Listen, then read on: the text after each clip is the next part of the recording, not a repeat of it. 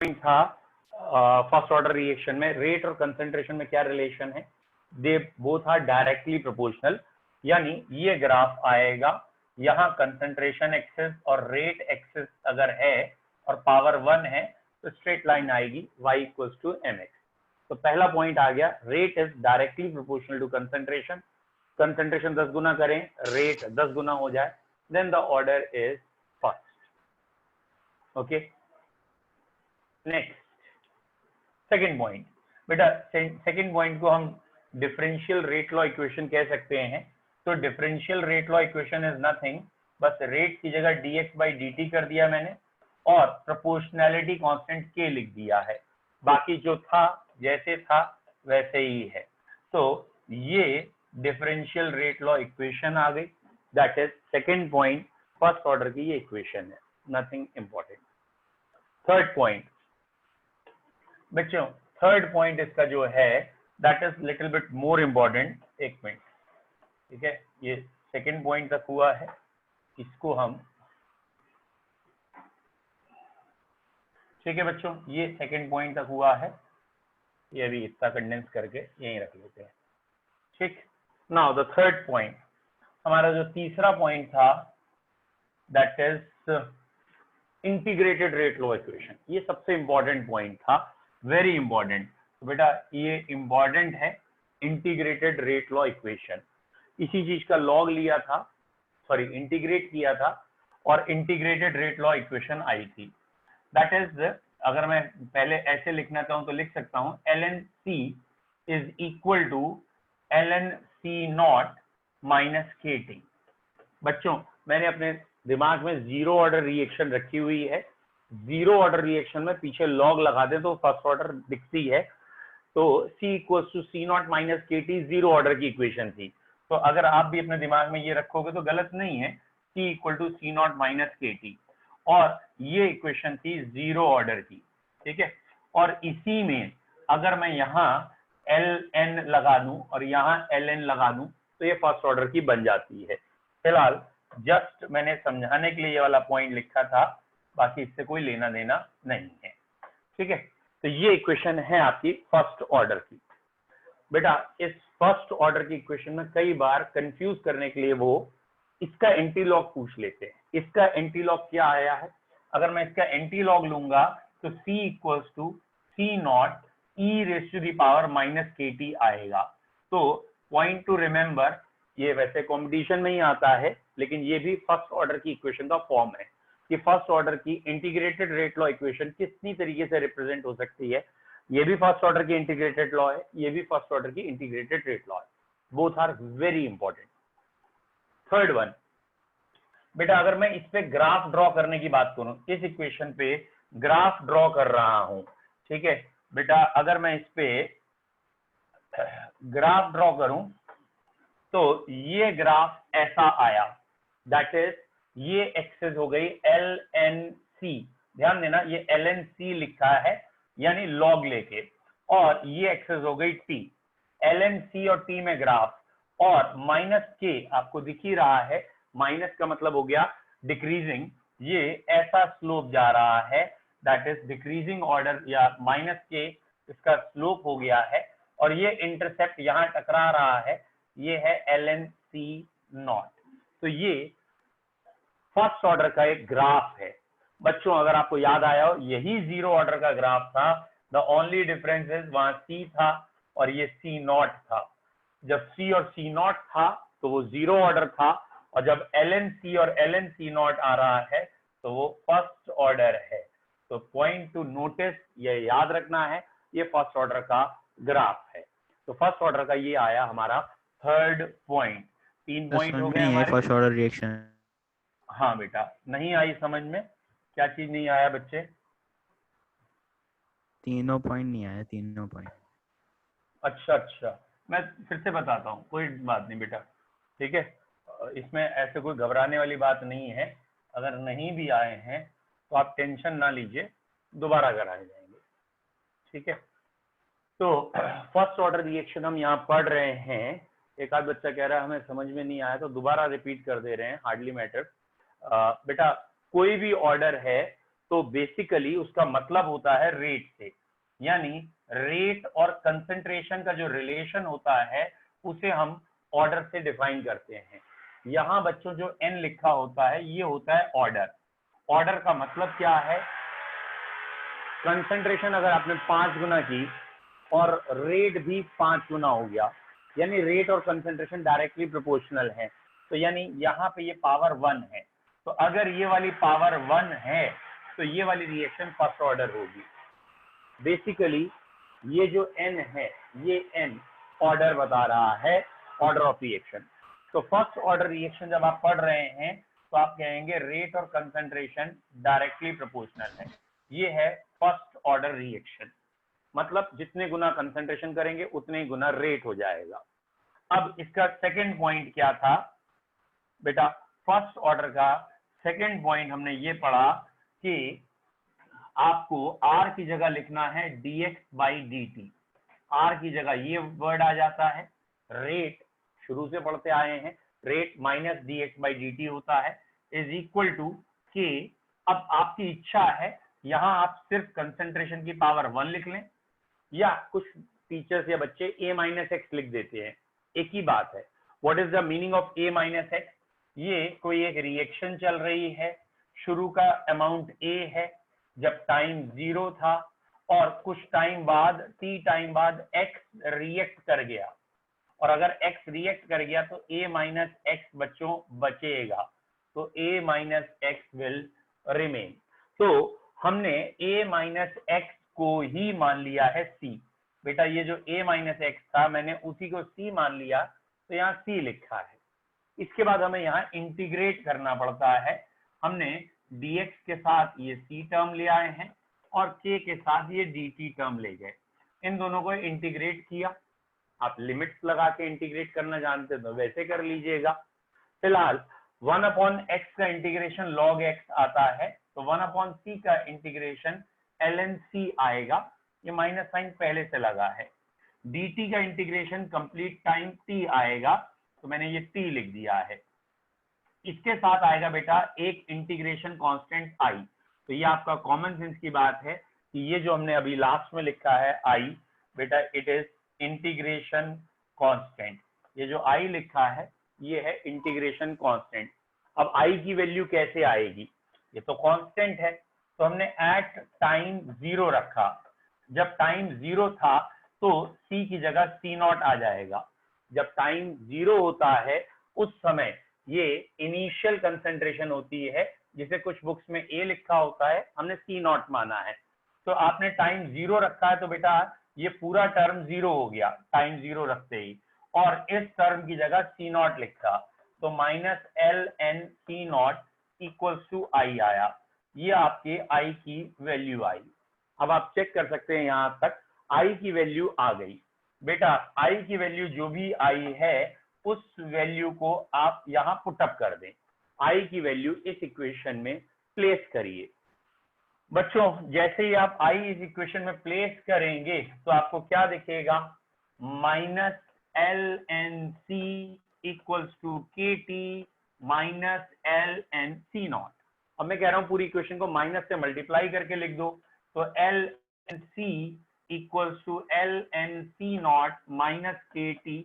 ये आ गई आपकी इंटीग्रेटेड रेट लॉ इक्वेशन, जिससे आप ग्राफ बनाएंगे। इससे आपने ग्राफ ड्रॉ करना है। इससे आपने ग्राफ क्या ड्रॉ करना है बेटा, एक एक्सिस पे है एल एन सी, ये वाई एक्सिस, एक्स एक्सिस में है टी, और ये इसका स्लोप आ गया जिसे आप के कहेंगे, और ये जहां इंटरसेप्ट है वो एल एन सी नॉट है। मैंने इसीलिए ग्राफ को पहले बता दिया था आपको, ये y equals to minus M X plus C है, माइनस एम एक्स और ये प्लस सी में ये ग्राफ है। y equals to minus M X plus C का ग्राफ ये आ गया।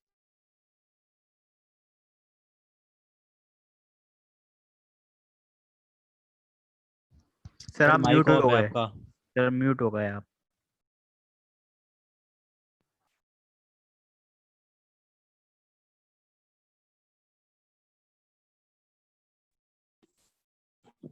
क्या बच्चों आपको मेरी आवाज? सर नहीं आ रही आवाज। सर फिर से म्यूट हो गए आप। आवाज नहीं आ रही ना? मुझे आ भी गई लग सर, रहा आ है गई आ आ गई। गई। आ आ गई गई सर। पीछे। Thank you. पीछे कोई कॉल आता है ना तो गड़बड़ हो जाती है, और अभी मैं एक आध दिन में उसको भी चेंज करूंगा। चलिए, y equals to minus M X plus C का ये ग्राफ है। फाइनली अब हमने कहा कि हम इस इक्वेशन को ऐसे लिखते हैं, दैट इज ये k और t एक साथ ले आते हैं। तो बेटा ये अगर हम एक साथ ले आए हैं, that is K T is equal to, ये उधर जाके हो गया प्लस का, वो इधर आके माइनस का, L N C not minus L N C. I hope so सबको मालूम है log x upon Y is log x minus log y। ऐसे ही अगर हम इस टर्म के लिए कहें तो बच्चों आपको ये क्लियर होना चाहिए, that is K T is equal to L N C naught upon C. इसको एक्सपैंड करेंगे ये आएगा।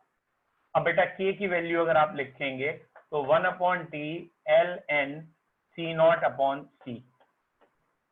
ठीक है बेटा, और 1 अपॉन टी के बाद अगर आप चाहें तो एल एन की जगह क्या लिख सकते हैं बेटा? अगर आप चाहें तो आप एल एन की जगह क्या लिख सकते हैं? log with the base 10।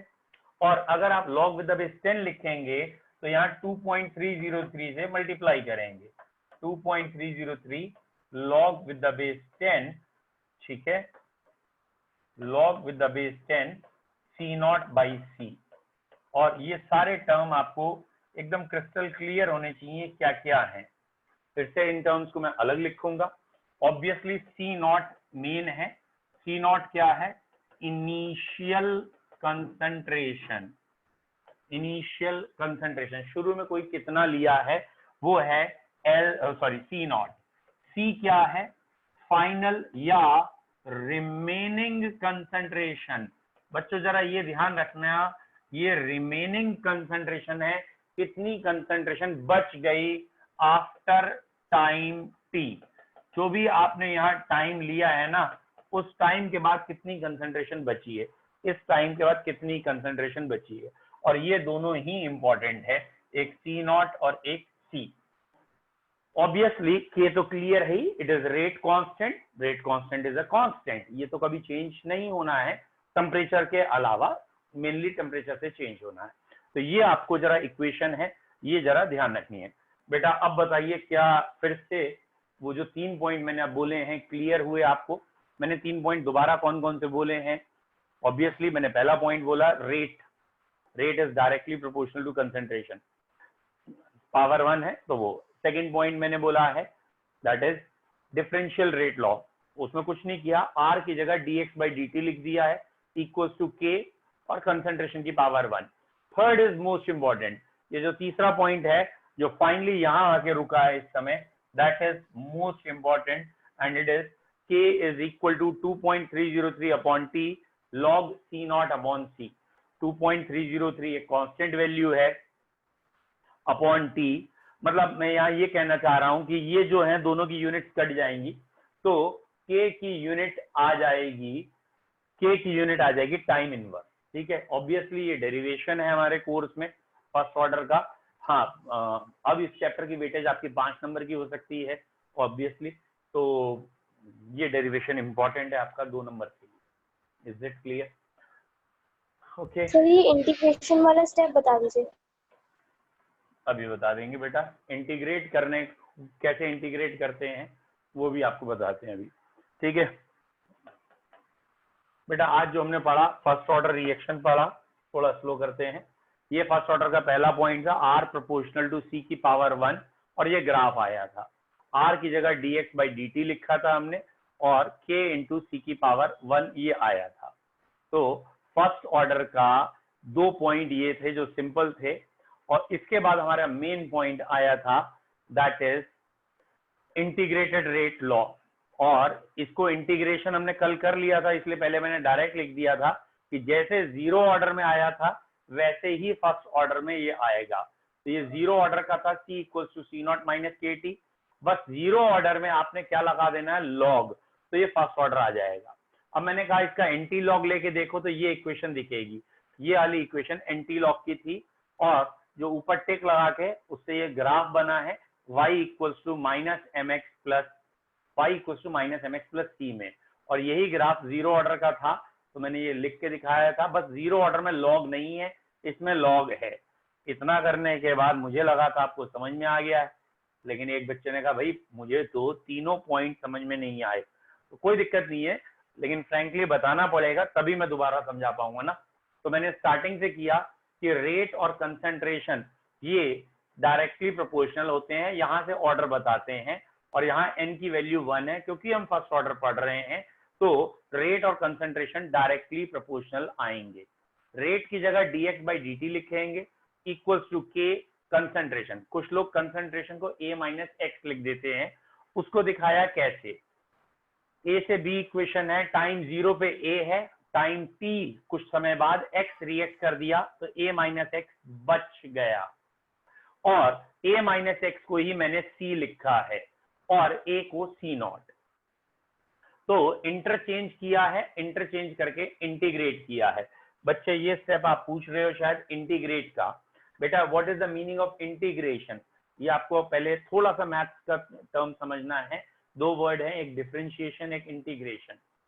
Layman language में आ जाइए, चाहे आप बायो के मैथ्स के, मुझे मतलब नहीं। लेमन लैंग्वेज देखिए, अगर हम किसी भी चीज के बहुत छोटे छोटे छोटे छोटे छोटे टुकड़े कर दें, बहुत माइन्यूट पीसेस कर दें, बहुत स्मॉल पार्ट में चेंज कर दें, तो इस चीज को हम कहते हैं डिफरेंशिएट कर दिया।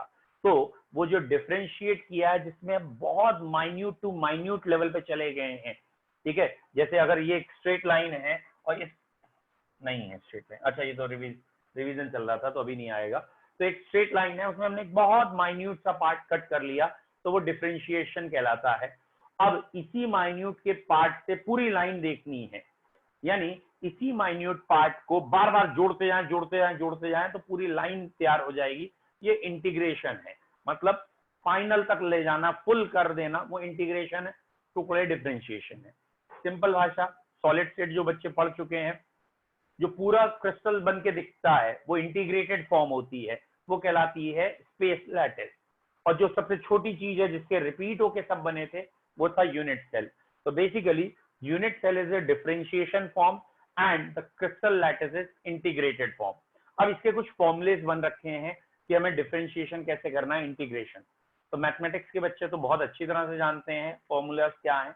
बायो वाले बच्चे या जिन्होंने मैथ्स में ठीक से नहीं पढ़ा है, ठीक है, ये बेटा जो पढ़ा रहे हैं उसे पढ़ लो। अभी एक आध बच्चा तो पढ़ाई से अलग हट के जरूर पूछता है। सर वीडियो पॉज हो गई है।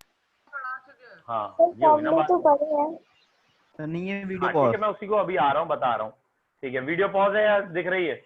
सर सर, हो गई दिख स्टार्ट, दिख रही है। सर दिख तो रही एक है। ही आदमी, बेटा आप ही की पॉज हुई होगी सुशांत, शायद कोई बात नहीं, आ जाएगी। देख लीजिए, अब हम इंटीग्रेशन की बात कर रहे हैं, जो फॉर्मुलेज हैं। बेटा इंटीग्रेशन में एक फॉर्मूला है कि अगर आप 1/x का मतलब इंटीग्रेशन करें तो क्या आता है। तो अगर आपने पढ़ा है वो log x आता है, ठीक है। तो यहाँ पे बेसिकली 1 कंसंट्रेशन है, इस माइनस साइन से हमें कोई लेना देना नहीं है। तो 1 कंसंट्रेशन, जो भी minute C change in concentration है, उसको इंटीग्रेट करेंगे तो ओवरऑल कंसंट्रेशन आएगी। लेकिन 1/x का इंटीग्रेशन log x आता है, log x को हमने ln(c) लिखा है। k कांस्टेंट है, उसका कोई इंटीग्रेशन नहीं होगा। dt एक स्मॉल टाइम है, उसको इंटीग्रेट करेंगे तो फुल टाइम आ जाएगा या कंप्लीट टाइम आएगा, ठीक है। तो ये कंप्लीट टाइम आया। साथ में एक आता है इंटीग्रेशन कांस्टेंट i। अब हमें i की वैल्यू निकालनी है, तो i शुरू से आखिरी तक कांस्टेंट ही है, तो उसकी वैल्यू निकालने के लिए हमने टाइम 0 रखा है। जब बेटा टाइम 0 रखते हैं तो इनिशियल कंसंट्रेशन ही यहाँ पे रखी जाएगी। तो i की वैल्यू क्या आई है? i की वैल्यू आ रही है -ln(c0). i की वैल्यू मैंने इस इक्वेशन में जब पुटअप की तो ये -ln(c) और ये -ln(c0) है। पूरी इक्वेशन को माइनस से मल्टीप्लाई किया, ये फॉर्म आ गई। ये आ गई बेटा y इक्वल्स टू -mx+c, ये ग्राफ आ गया। और बच्चे इसके बाद y इक्वल्स टू -mx+c के बाद मैंने कहा इसे कंडेंस करके एक साथ करके लिखना है। तो मैंने कहा kt की वैल्यू निकालें, तो kt इज इक्वल्स टू, मतलब इंटरचेंज किया, ln(c0 - ln(c), यानी kt is ln(c0 / c). Log में इतना पता है आपको। और अब हमने कहा कि भाई लॉग ही लिखते हैं ln की जगह, तो 2.303 से मल्टीप्लाई कर देंगे। तो 2.303 विद द बेस 10, क्योंकि ये आया है इसलिए विद द बेस 10, और ये आ गया आपका, that is termed as integrated rate law equation for first order reaction. यहाँ C नॉट क्या है? इनिशियल कंसंट्रेशन है। C क्या है? कंसंट्रेशन आफ्टर टाइम t, इस समय के बाद कितनी कंसंट्रेशन बची वो है। यहाँ शुरू में कितना लिया, इस समय के बाद कितनी कंसंट्रेशन बची उसे यहाँ लिया है। अब बच्चों पूछिए, जिस जिस बच्चे को यहाँ तक नहीं आया, इसके बाद भी एक और तरीका होता है अगर नहीं भी आया है तो, कि अब हम क्वेश्चंस पे फोकस करेंगे, इसके जो क्वेश्चंस आएंगे तो आपको अपने आप क्लियर हो जाएगा कि आपको समझ में आ रहा है या नहीं आ रहा। ठीक है, ओके। तो अब अगर किसी को नहीं समझ में आया है तो आप पूछ सकते हैं, अदरवाइज पुराना डर्रा 1 और 2 समझ में आ गया तो 1, नहीं आया 2। ओके, मैक्सिमम बच्चों का 1 आ रहा है। अब शिव को भी क्लियर है, अनमोल क्लियर, अनुभूति, शब्द clear, good, Mansi clear, very good. चलिए बेटा, मैक्सिमम को समझ में आ रहा है। और अगर अभी भी नहीं आया तो बेटा फ्रैंकली ऐसा नहीं है कि आप सोचें कि अब नहीं आ रहा, अब मैं दोबारा कैसे पूछूं, तो कोई बात नहीं, मैं आपको अलग से टाइम मैनेज करके अलग से देखेंगे। अब हाँ बेटा, बोलो बोलो। थोड़ा सा चल में आ गया, कोई दिक्कत नहीं है, अगर आपको कुछ कुछ आ रहा है तो अब आप थोड़ा और इंटरेक्ट करेंगे, थोड़ा आप भी पढ़ेंगे, मैं क्वेश्चंस कराऊंगा और दिमाग में आएगा। ठीक, रिवाइज करेंगे बार बार और अच्छा आएगा। नाउ अब इस इक्वेशन से हमें नेक्स्ट पॉइंट पे आना है। One is half life, very important. What is half life? बेटा हाफ लाइफ हमने लास्ट में पढ़ा था जीरो ऑर्डर में। The time in which 50% of the given amount or reactant reacts, वो टाइम जिसमें हमारे गिवन अमाउंट का 50% रिएक्ट होगा या टेकन अमाउंट का 50% रिएक्ट होगा, that time is known as half life. ठीक है, 50% रिएक्ट करने के लिए हाफ लाइफ। तो यहाँ पे बेटा हम T की जगह T हाफ लिखेंगे। ठीक है, और अगर 50% रिएक्ट करेगा तो ऑब्वियसली 50% ही बचेगा। तो ये जो C की वैल्यू है it will be C0/2। C क्या था? ये जो नीचे C लिखा था, अमाउंट रिमेनिंग। तो रिमेनिंग कितना आएगा? आधा रिएक्ट किया, आधा बचा। तो बेटा ये इक्वेशन आ गई K = 2.303 अपॉन हाफ लाइफ, इसकी जगह मैंने हाफ लाइफ लिखा है, लॉग। बेटा अब इनिशियल है C0 और बाद का बचा हुआ है C0/2। ऑब्वियसली ये C0 कैंसिल हो गए, ये 2 ऊपर आ जाएगा। और अब ये इक्वेशन हो गई K = 2.303 अपॉन हाफ लाइफ और इस लॉग में 2, ये वाली वैल्यू आई। और बच्चों 2.303 और log 2 का मल्टीपल कांस्टेंट है 2.303 एंड log 2 इज 0.301। ठीक है, 0.3010 होता है, 0.301 अपॉन हाफ लाइफ, ये मल्टीपल कांस्टेंट है बच्चों, ये मल्टीपल आएगा 0.693। ठीक है, अपॉन हाफ लाइफ। यानी आप ये कह सकते हो बेटा कि ये जो आपकी वैल्यू आ रही है दैट विल बी, मैंने टी हाफ इधर लिख लिया है 0.693 अपॉन के। एक ही बात है, मेरे को हाफ लाइफ बोलना था इसलिए मैंने टी हाफ उधर लिख दिया। मेन मुद्दे की बात यहाँ ये है कि हाफ लाइफ के फॉर्मूले में कंसंट्रेशन टर्म ही नहीं आ रहा, इसके फॉर्मूले में कंसंट्रेशन टर्म नहीं आ रहा।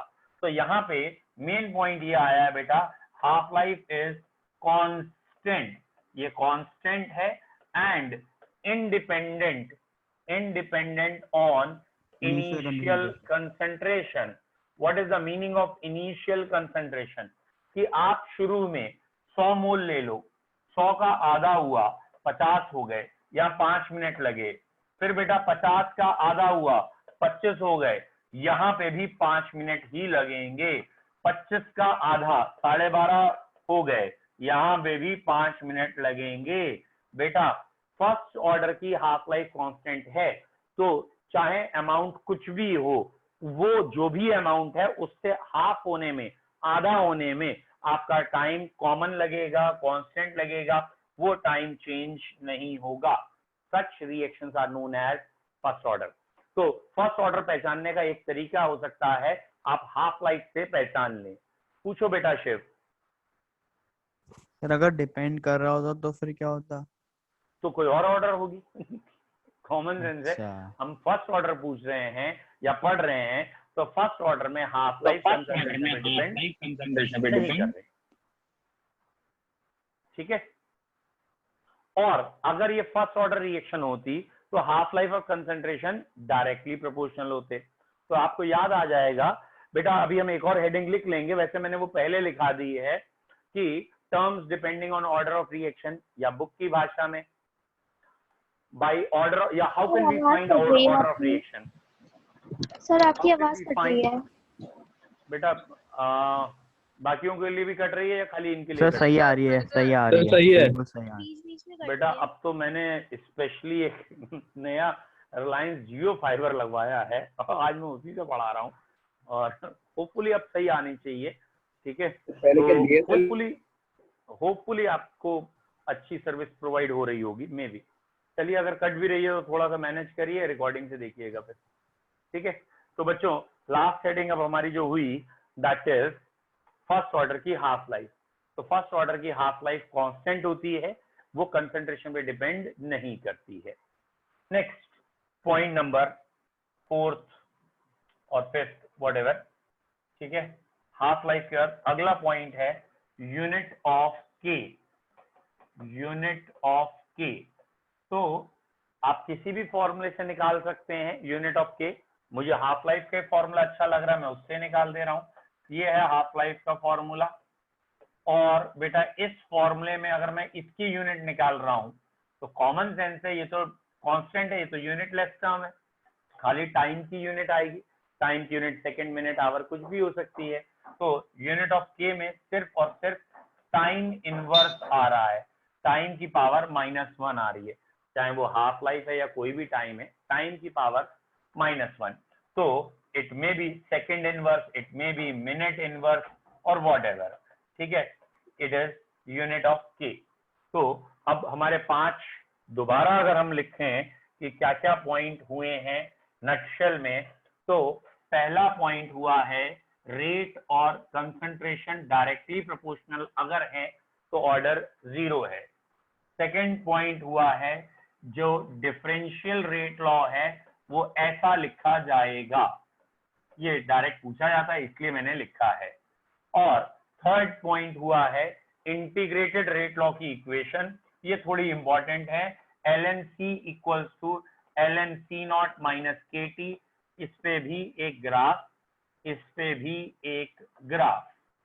ठीक है, और ये है LNC एक्सेस, ये टाइम, ये LNC0 इस पॉइंट को कहेंगे, और ये K इसका स्लोप। और इसी इक्वेशन को ऐसे भी लिखा जाता है K equals to 2.303 upon T log C not upon C। ये भी याद रखना है इसी इक्वेशन की फॉर्म। चौथा पॉइंट हुआ बेटा यहाँ पे व्हाट इज हाफ लाइफ, और हाफ लाइफ के पॉइंट में T half is equal to 0.693 by K, ये फॉर्मूला आया हाफ लाइफ का। फाइनली जो 5th पॉइंट हमारा हुआ वो हुआ unit of K, rate constant या स्पेसिफिक रेट। तो यूनिट ऑफ के आई है हमारी बेटा टाइम इनवर्स। ठीक है, इसको आप सेकंड इनवर्स लिख सकते हैं और व्हाटएवर, तो it is basically time inverse. ठीक है, ये 5 पॉइंट हमारे अभी तक आए हैं। Okay, any doubt to anyone in these 5 points? First ask. इन 5 पॉइंट में आपको कोई दिक्कत है पूछिए, फिर आगे बढ़ेंगे। Yes, very good. 1 लिखने का मतलब आपको समझ में आ गया है, 2 लिखने का मतलब नहीं आया है। ठीक है, कुछ पूछना चाहते हैं। गुड, तो अनमोल सिंह क्लियर है, यश क्लियर है, शिव क्लियर है, अंश क्लियर, मनु, लव पांडे, अनुभूति, श्याम एंड शब्द सार्थक। Very good, I think maximum बच्चों को समझ में आ गया है। और जिनको नहीं आया अब अगली हेडिंग से उनको समझ में आना चाहिए। This heading is basically questions of first order reaction, जो हमारे कोर्स में सबसे ज्यादा है। बेटा फर्स्ट ऑर्डर के स्पेशल केसेस भी बहुत है, तो फर्स्ट ऑर्डर में ही हमें ज्यादा फोकस करना है। ठीक है, नाउ इसको भी हटा, अब हम क्वेश्चंस पे उतरते हैं फर्स्ट ऑर्डर के। ठीक है, नाउ बेटा पहला क्वेश्चन, पहले हम एकदम सिंपल से स्टार्ट कर रहे हैं, एकदम बेसिक लेवल से। ठीक है, तो बेसिक लेवल ये है कि 75% of first order reaction take place in, बेटा 75% रिएक्शन का टाइम दे रखा है 32 minute. 75% of first order reaction takes place in 32 minute. Give half life. ठीक है, half life 75% of first order reaction taking place in 32 minutes give half life। Half life बताना है।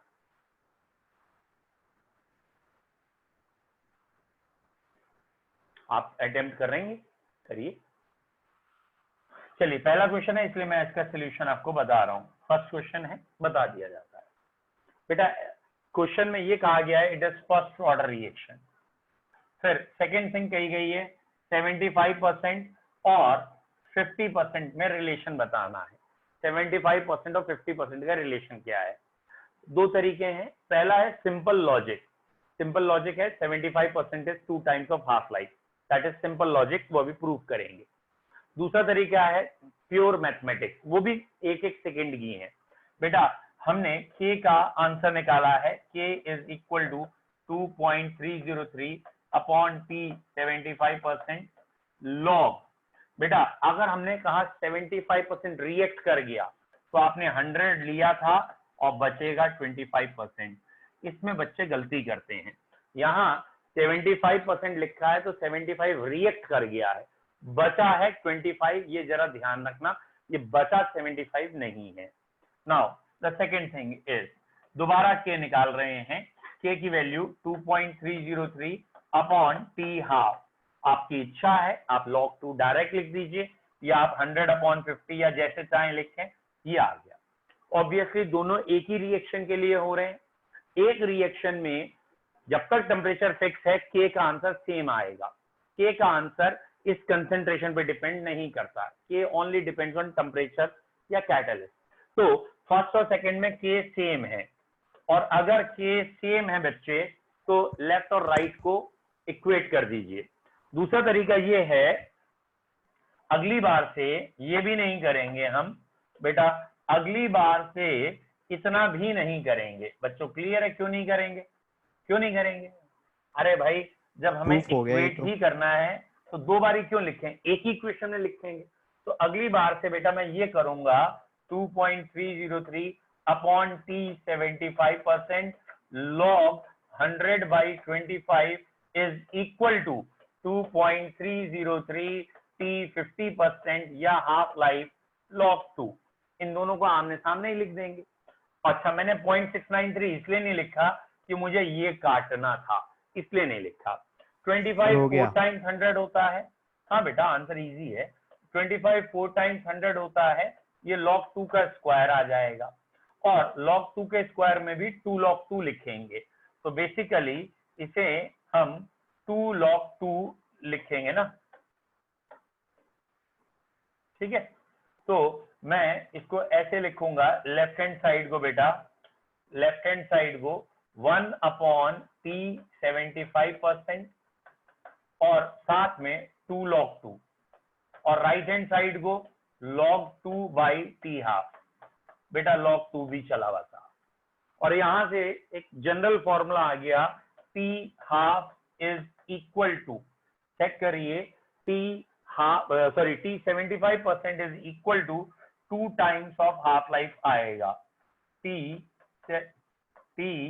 75% is equal to twice of half life. तो इस question का ये nutshell आया। हमें निकालना था टी हाफ, 75% गिवन है। एक दो बच्चों ने कर लिया है, वो बार बार बोल रहे हैं 16, तो बेटा ठीक कह रहे हैं आप लोग, आंसर 16। तो यहां से आपको हाफ लाइफ निकालनी है, 2 ले जाके डिवाइड करेंगे, 2 से 16 आएगा। Answer is 16। इस क्वेश्चन का आंसर है 16। क्वेश्चन बोर्ड पे लिखा है, कोई डाउट है तो जल्दी पूछिए। 75% of first order reaction taking place in 32 minutes. हाँ, यूनिट जरूर लिखेंगे ऑब्वियसली बेटा। तो ये आपकी हाफ लाइफ आएगी 16 मिनट। ये 32 is equals to 2t half क्यों आया? बेटा ये क्वेश्चन में ले रखा है 75% के लिए 32 मिनट और हाफ लाइफ पूछी है, गिव हाफ लाइफ था।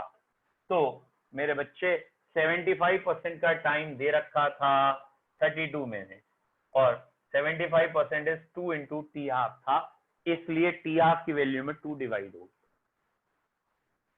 चलो मैं दूसरे तरीके से बताता हूँ, नहीं आया कोई दिक्कत नहीं।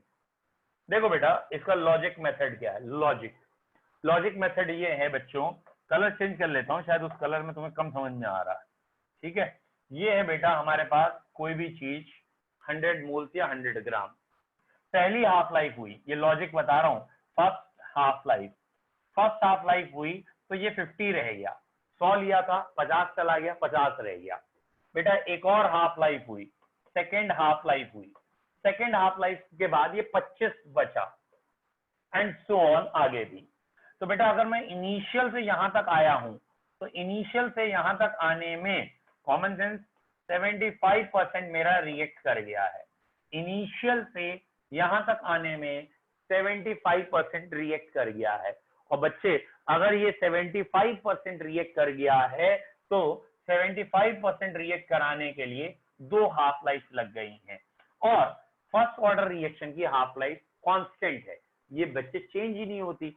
तो 2 हाफ लाइफ जो लगी हैं उसमें 75% रिएक्ट हुआ है और 75% रिएक्ट होने में 32 मिनट लगे हैं, यानी 32 मिनट में 2 हाफ लाइफ हुई हैं, तो एक हाफ लाइफ 16 मिनट की हो गई। बोलो बच्चों कोई डाउट? अब क्लियर है बेटा? ठीक, गुड। नेक्स्ट अगला क्वेश्चन, थोड़ा सा लेवल बढ़ाते हैं, लिटिल बिट। ठीक है, अब बेटा ये 4 रिलेशन आपको प्रूव करने हैं। ठीक है, लेट आई रब दिस, ये मिटा दूं। अब आपको ये रिलेशन प्रूव करने हैं। पहला relation T 90% is equal to 10/3 होता है बच्चों। 10/3 को आप चाहें तो 3.33 भी कह सकते हैं हाफ लाइफ। ये प्रूफ करना है, चलो 10/3 ही लिखते हैं यार, है ना, जो ज्यादा कन्वीनियंट है उसी को रखेंगे 10/3। ये प्रूफ करिए।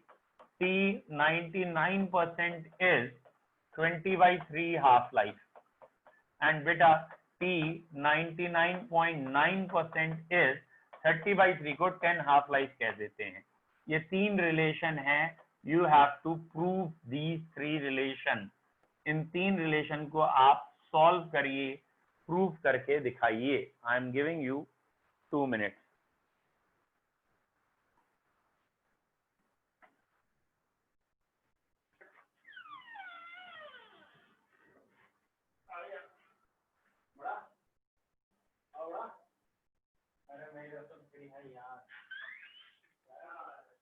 चलिए बच्चों बताइए।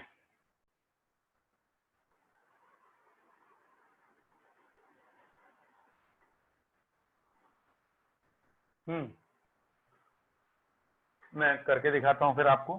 सर फर्स्ट वाला आ रहा है। वेरी गुड, एक भी आगे तो सारे आ जाएंगे, फिर भी मैं आपको इसको करके दिखा रहा हूँ। ठीक है, ये 3 रिलेशन थे।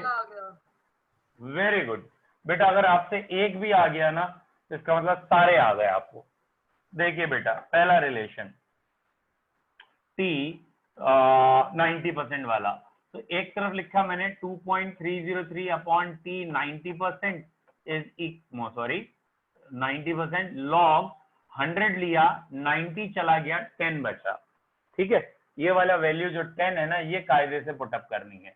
इज इक्वल टू दूसरी तरफ 2.303 अपॉन T हाफ लाइफ की बात की है 50% लॉग 2, ये लिख लिया। ऑब्वियसली ये कैंसिल हो गया, ठीक है। और ये बचा log 10, ये log 10 बचा, और log 10 1 होता है, तो ये वाला टर्म बेसिकली पूरा ही हट गया, ये तो 1 हो गया। 1/t 90% इज इक्वल टू, बेटा log 3 होता है 0.301 अपॉन t 50 हाफ लाइफ, ठीक है, सॉल्व। और अब आपसे कहा है t 90%, तो ये लिख दिया आपने, t 90% इज इक्वल टू, ये आपका आ रहा है t 50% या हाफ लाइफ इंटू 1/this, ये आ रहा है, ठीक है। ये हटा के 10 लिख लिया, तो ये हो गया 10/3 हाफ लाइफ, ठीक है। तो t 90% इज 10/3 हाफ लाइफ। ऐसे ही बाकी दोनों सामने रख के इक्वेट करके बताइए क्या आ रहे हैं।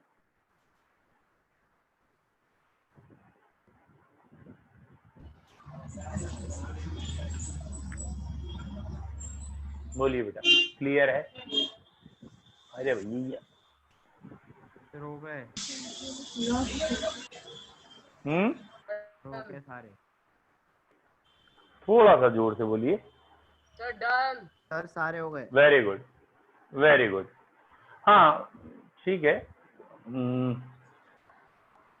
यस, log 2 इज 0.301, और उससे आप 0.3 ही ले सकते हैं, 0.301 को चलेगा, कोई दिक्कत नहीं बेटा।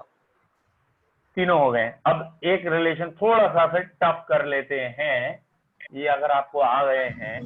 टफ कहने का मतलब है आप, मतलब ये वाला तो जो था, ठीक है, अब कहाँ नहीं आ रहा है इधर।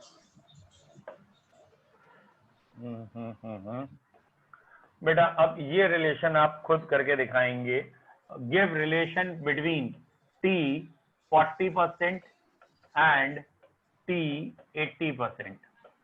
और ज्यादा बेटर होता है, कई बच्चों को लॉग की वैल्यू नहीं पता होगी, t 40% एंड 80% लिखा है, थोड़ा आगे पीछे कर दूं, ठीक है। अब इसमें लॉग की वैल्यू में से मैंने सिंपल ली है, फिर भी आपके लिए मैं बता दूं, log 1 0 होता है, log 2 0.301 है, 0.3 ले सकते हैं, log 3 0.477 होता है, आप 0.477 ही लीजिए। log 4 याद नहीं किया जाता है क्योंकि वो हो जाता है, दैट इज 2 log 2, ठीक है। log 5 याद किया जाता है, इसके बाद 0.699, आप इसे 0.7 ले सकते हैं। log 6 याद नहीं किया जाता है, इन दोनों का सम है 0.778, और log 7 याद करते हैं 0.84। बेटा ये चार आपको बेसिकली याद करने हैं, और जिनको बाकी भी रटने की इच्छा है मैं उनके लिए लिख देता हूं। log 4 होता है 0.602, और 0.6 से काम चल जाएगा।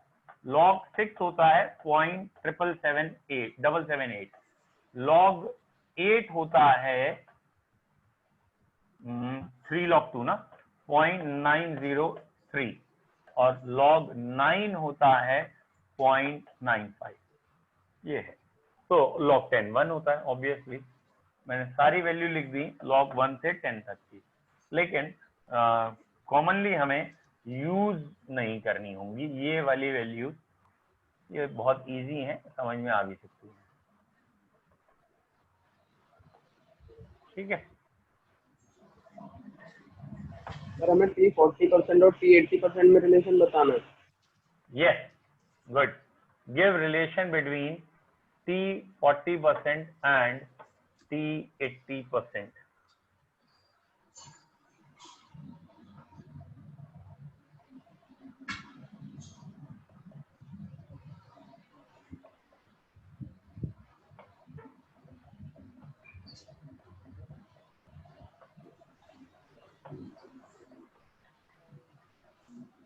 सर log 4 की कितनी, अच्छा log 4 2 log 2 हो गया ना बच्चे।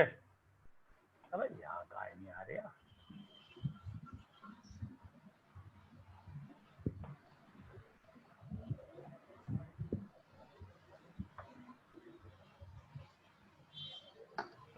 देख ले log 4 लिखा हुआ है।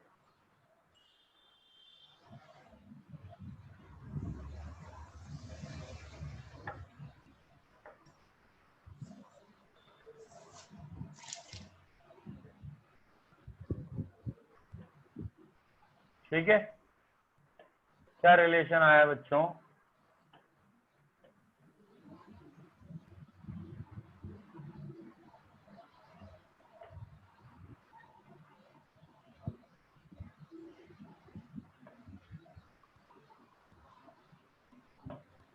So T40 is equals to 10/5 T80. 10/5 क्यों बोल रहे हो? 2 टाइम बोल दो सीधा, गलत है जो। चलिए मैं इधर लिख रहा हूँ। सर आ गया। बोलो तो कुछ आंसर।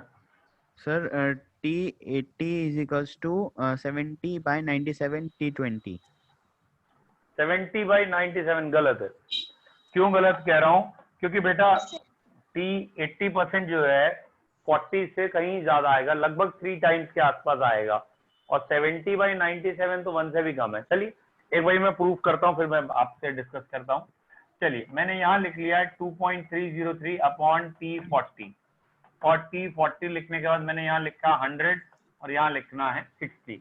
40% रिएक्ट किया है तो 60% बच गया है, इक्वल्स टू 2.303 अपॉन T80 लिखा है बच्चों, और यहाँ 100 लिया है तो 20 बच गया है। 100 लिया है, 80 चला गया, 20 बच गया है। और अब ये जीरो चाहो कैंसिल करो ना करो, वॉट एवर योर विश, अब इसे सॉल्व करना है। बेटा यहाँ पे ये T इधर में ले गया हूँ, T 80%, और ये है ब्रैकेट में log 10 माइनस log 6। ऑब्वियसली इधर में ले आया हूँ T 40%, और ब्रैकेट में है log 10 माइनस log 2, है ना, log 10 माइनस log 2। अब या तो वैल्यूज बता दो, पुटअप कर लेते हैं डायरेक्ट, क्योंकि हमें पता है हम डायरेक्ट पुटअप करेंगे। log 10 बेटा 1 होता है, और log 6 होता है बेटा 0.778, ठीक है, 0.778 होता है। और यहाँ पे भी वही log 10 1 हो गया, और ये 0.3 हो गया एक तरीके से। तो अब 1 में से 0.778 माइनस करना, तो 0.23 के आसपास मान ले रहा हूँ, 0.222 लग रहा है, 0.23 या 0.22 मान लिया। तो ये आ गया T 80% मल्टीप्लाइड बाई 0.22। एक बार चेक कर लेना कैलकुलेशंस, फिर भी मुझे 0.22 लग रहा है। T 40% मल्टीप्लाइड बाई, हाँ भैया log 1 में से 0.3 गया, ऑब्वियसली 0.699 बच रहा है, 0.7 ले लिया है मैंने, ठीक है। मेरे को ये कैलकुलेशन लग रही है, आप फिर भी देख लेंगे। और अब मैं कह रहा हूँ T 80% निकाल रहा हूँ, तो सर ये आ रहा है 0.7 अपॉन 0.2 आएगा। हाँ यही 7/2 3.5। ठीक है, वेरी गुड, ये वाली वैल्यू आ रही है, ठीक है। तो 0.7 अपॉन 0.2 ना कह के अगर ये पॉइंट हटा दें तो ये बेसिकली 70/22 दिख रहा है, तो 3 से भी ज्यादा आ रहा है। तो बेटा इसका आंसर आपको कहना पड़ेगा nearly T 80% is equal to, बेटा 3 पॉइंट समथिंग, 3.1 या 2 जो भी आए, 70/22 T 40%। दैट मीन्स 40% में जो भी टाइम लगेगा 80% में उससे 3 टाइम से भी ज्यादा लगेगा। जल्दबाजी में बच्चे क्या करते हैं ना, वो कहते हैं अच्छा 40% 80% डबल का रिलेशन है, दुगना लगेगा। दुगना नहीं बेटा, तिगने से भी थोड़ा ज्यादा लगेगा। 22 3 66 होता है, तो T 80% इज नियरली 3.1 और what ever into T 40%, nearly इतना आएगा अप्रोक्स। किसी बच्चे को डाउट है तो पूछे जल्दी से। ओके, पहले वाला क्वेश्चन फिर से लिख दीजिए। कौन सा क्वेश्चन चाहिए बता बेटा तुझे, पहले वाला कौन सा? T 80-40% था, अब यहाँ तो मिटाने का चक्कर ही नहीं है ना। और एक ये था, ये लिखा है half life 75% of first order reaction taking place in 32 minute. एक तो ये कराया है, और एक मैंने ये करा 40-80 आया, प्रूफ वाले 2 आए। हैं?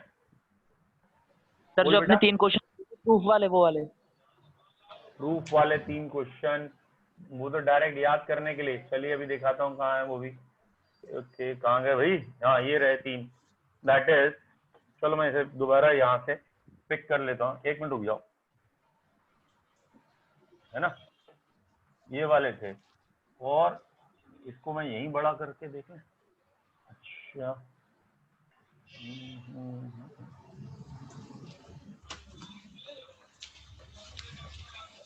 एक मिनट बेटा, है बाकी को हटाना पड़ेगा, इसका मतलब मुझे ये लिखे हैं तीनों, और इसको मैं थोड़ा एनलार्ज कर देता हूं अभी आपके लिए। ये ग्रुपिंग हो रही है, और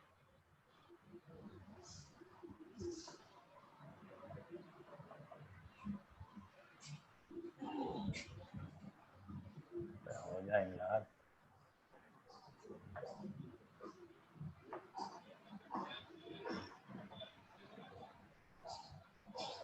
ये लिखे हैं तीनों, दिख रहे हैं? आई होप तो इतने में दिख रहे होंगे यार। चाह रहा हूँ इतना ग्रुप कट जाए, लेकिन कट नहीं रहा, उतना ग्रुप पूरा ही आ रहा है।